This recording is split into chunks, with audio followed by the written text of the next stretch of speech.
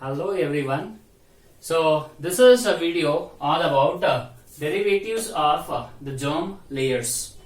So during the process of gastrulation, there are the formation of the three germ layers, namely endoderm is the first germ layer which will be formed. Thereafter is the ectoderm, and lastly comes is the mesoderm.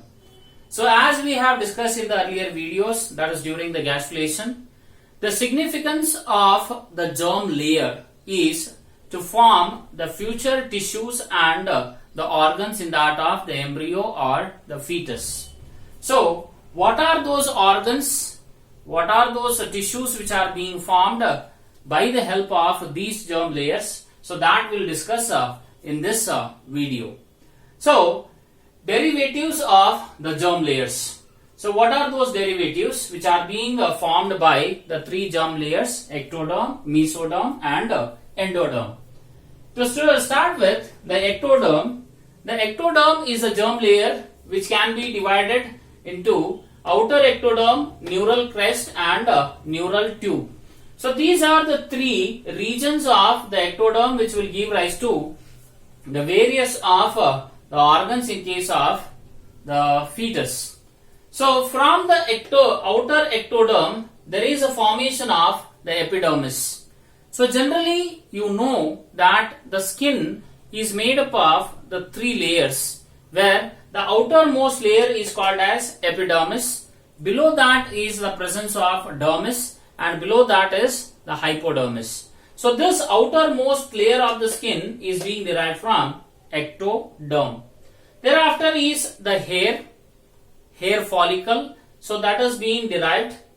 Nails, lens is the crystalline part or the clear part of the eye through which the light penetrates into the inner part of the eye.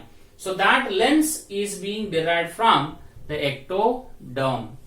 Next is a cornea. Cornea is the membrane through which the atmospheric oxygen enters to that of the inner tissues of the eye. So that is cornea derived from ectoderm, outer ectoderm. Sebaceous glands, which are being commonly called as oil glands. So these oil glands are being derived from outer ectoderm. And the last one is olfactory epithelium, which is being present in the nasal chamber. And this olfactory epithelium mainly is made up of bipolar neurons. And these bipolar neurons are being involved in the function, that is a sense of the smell. So these bipolar neurons are sensory, okay, which are being present in the olfactory epithelium, which carries the information or the chemicals from the nasal chamber to the brain. So these are the various organs which are being formed from the outer ectoderm. Next is regarding the neural crest. Neural crest are those cells which are being the cells which have been separated from that of the ectoderm, that is during the process of neurulation.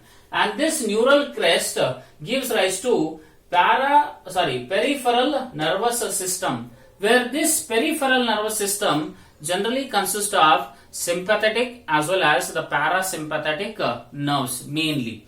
But other than that, this peripheral nervous system, okay, which is being derived from the neural crest, also consists of the cells, that is the Schwann cells are being derived from the neural crest. And you know the function of this Schwann cell, where the Schwann cells along with that of the oligodendrocytes is being responsible for the formation of the myelin sheath.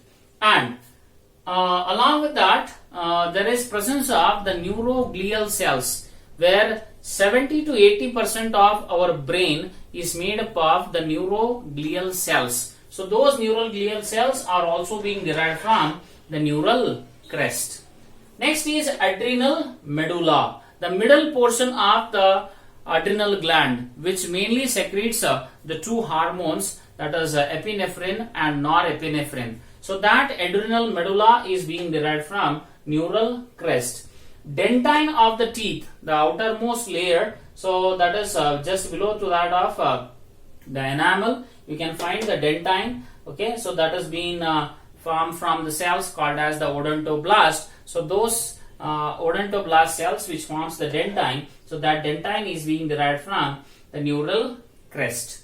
Next is the facial cartilage, whatever the cartilage is being located in this particular region. So either it may be what we have is the cartilage which is being commonly seen in case of the tip of the ear. So that cartilage is being derived from the neural crest. Thereafter is the melanocytes. So generally these are the cells which are being responsible for inducing the black pigmentation. Okay, in case of lower class of the vertebrates where the pigmentation is being prominent, but in case of the human beings, the melanocytes are able to give rise to the pigments like eumelanin as well as the pheomelanin. So that induces the dark pigmentation, which we call it as a tanning. So that will be formed from these the cells called as melanocytes.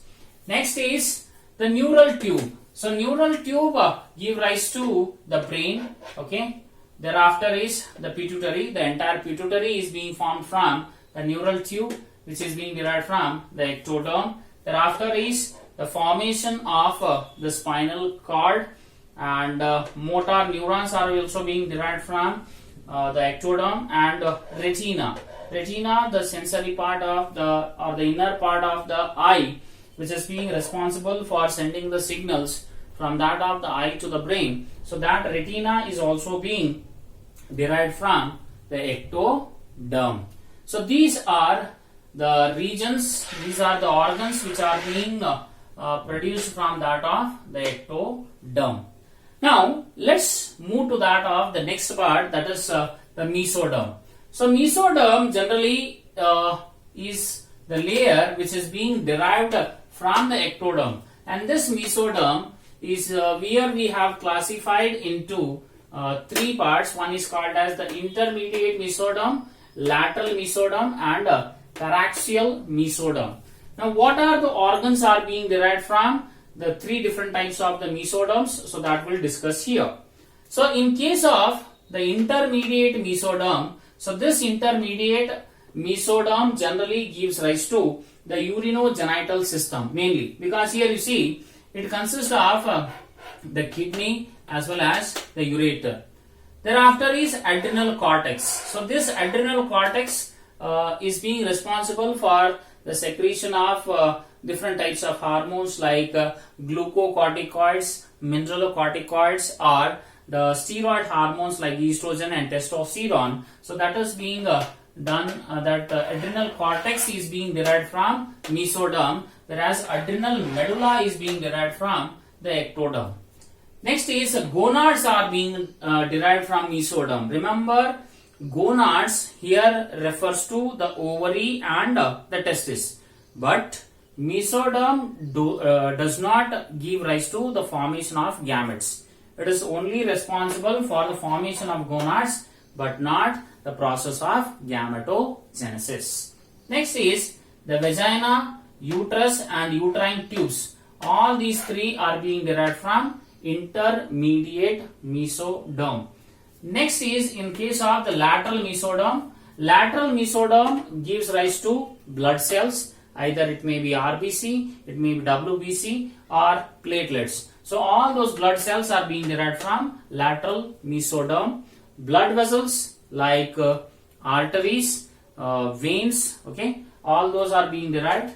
Next is the gut wall. The entire alimentary canal which is there starting from that of this pharynx or from the oral cavity to that of the large intestine. So that gut wall is being derived. Appendicular skeleton. Appendicular skeleton consists of, okay, so that is mainly what we have. See here, axial skeleton is from paraxial mesoderm, whereas appendicular skeleton means generally the limbs which are present as well as the girdles which are present. So those girdles and limbs are being derived from the lateral mesoderm. Thereafter is regarding the heart.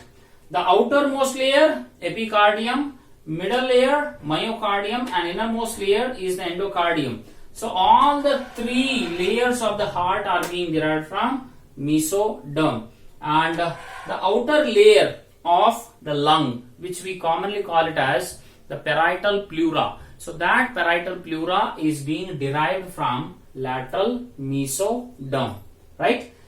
So next is a paraxial mesoderm, which gives rise to the dermis of the skin. See here, I told you that ectoderm gives rise to epidermis of the skin, outer layer, whereas a paraxial mesoderm gives rise to the dermis of the skin.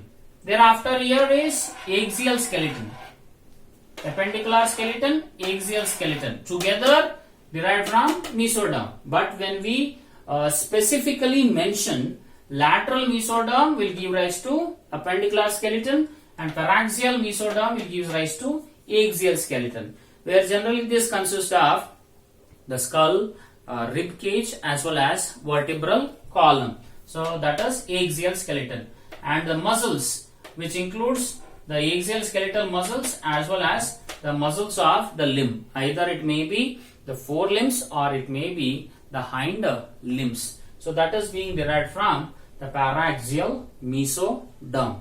And the last one is regarding the organs which are being derived from the first germ layer, that is called as endoderm. So in case of the endoderm, everything here it is the epithelial lining, basically is the lining. So lining of the digestive tract, lining of the respiratory system. So this epithelial lining is being derived from the endoderm. Thereafter it is the organs such as liver, pancreas, thymus, thyroid and parathyroid glands are they are also being derived from the endoderm. And lastly is, as I said, lining of the urethra, lining of the urinary bladder, and lining of the reproductive systems are also being derived from the endoderm. So reproductive system here refers to both the sexes, that is male as well as the female reproductive system lining is being derived from the endoderm. So this is a glance of the different derivatives of the germ layers, where these germ layers are able to give rise to the different types of the organs in case of the human body. Thank you.